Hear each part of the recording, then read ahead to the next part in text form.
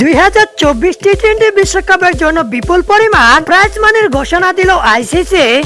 এর আগে কোন টি-20 বিশ্বকাপে এত টাকা পুরস্কার দেয়নি আইসিসি।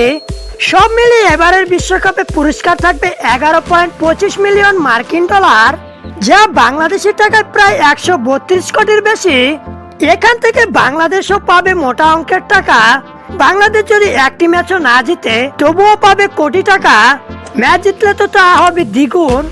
এবারে চ্যাম্পিয়ন দলকে দেওয়া হবে 2.45 মিলিয়ন মার্কিন ডলার, যা বাংলাদেশি টাকায় 28 কোটি 75 লাখ।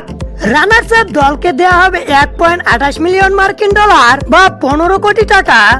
সেমিফাইনালে হেরে যাওয়া দুই দল পাবে 9 কোটি 25 লাখ করে।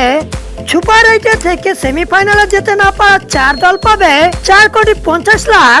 বাংলাদেশ যদি সুপার 8 আসতে পারে তাহলে বাংলাদেশ পাবে 4.5 কোটি। 9 থেকে 12 নম্বরের মধ্যে থেকে আসর শেষ করতে পারলে প্রতিটি দল পাবে 2 কোটি 90 লাখ করে। 13 থেকে 20 নম্বরে থেকে আসর শেষ করতে পারলে প্রতিটি দল পাবে 2 কোটি 64 লাখ। বাংলাদেশ যদি গ্রুপ বির একটি ম্যাচও না জিততে পারে তবুও বাংলাদেশ পাবে 2 কোটি 64 লাখ। সেমিফাইনাল ও ফাইনাল বাদে প্রতি ম্যাচে থাকবে 27 কোটি টাকার প্রাইজ মানি।